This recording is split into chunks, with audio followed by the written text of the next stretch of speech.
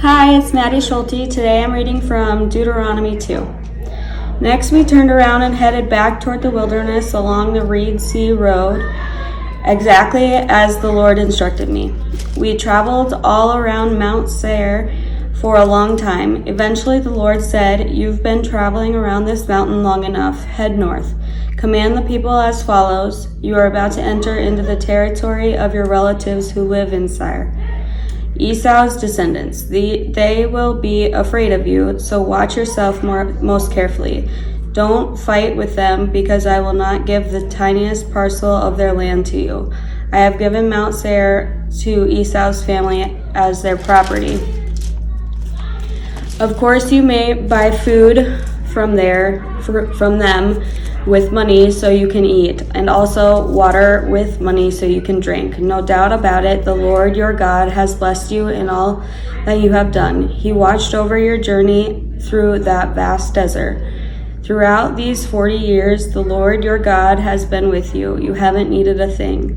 So we passed through the territory of relatives who lived in Seir, Esau's descendants, leaving the desert road with Elath and from Ezion-Geber.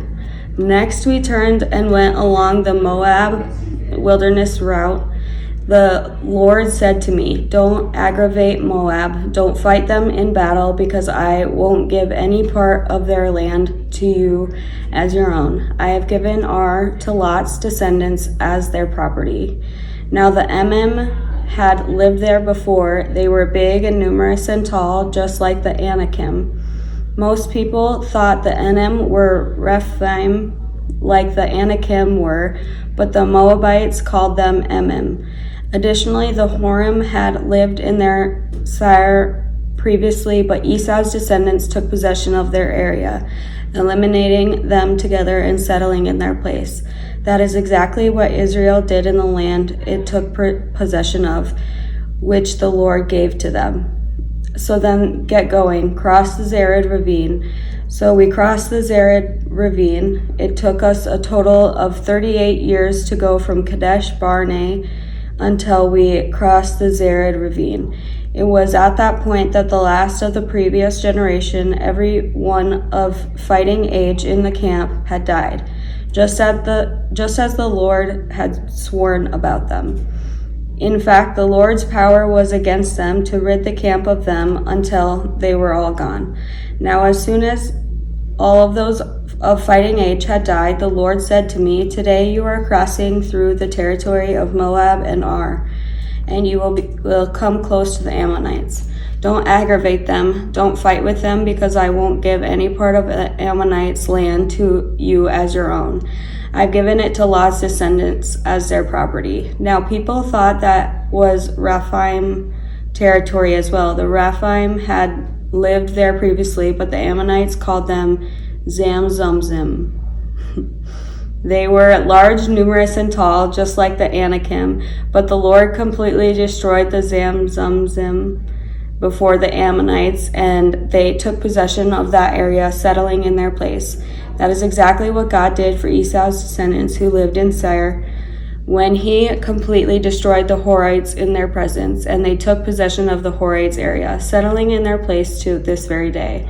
The Avim, who lived in the settlements around Gaza, were completely destroyed by Caphtorim, who had come from Caphtor. They replaced the Avim there. So get going, cross the Arnon ravine. I have handed Sihon, the Amorite king of Heshbon, and his king land over to you. It's time to possess the area. It's time to fight him in battle. Start right now. I am making everyone everywhere afraid of you and scared of you. Once they hear news of you, they will be shaking and worrying because of you. I then sent messengers from Kedmouth desert to Sihon, Heshbon's king, with words of peace. "Please let us pass through your land. We promise to stay on the road. We won't step off it, right or left. Please sell us your food for money so we can eat. Sell us water for money so we can drink. Let us pass through on foot, just as Esau's descendants who live in Seir and the Moabites who live in Ar did for me. until we cross the Jordan River into the land that Lord our God is giving to us. But Sihon, Heshbon's king, wasn't willing to let us pass through his land because the Lord your God had made his spirit hard and his heart inflexible so that God could hand him over to you, which is exactly how it happened. The Lord said to me, "Look, right now I'm laying Sihon and his land before you. It's time to take possession of his land."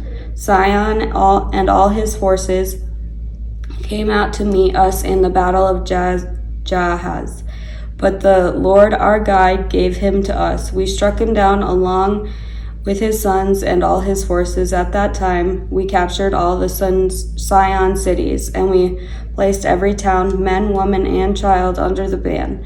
We left no survivors. The only thing we kept for ourselves were the animals and the plunder from the towns we had taken. From Aror, which is on the edge of Arnon ravine, to the town is in the valley there.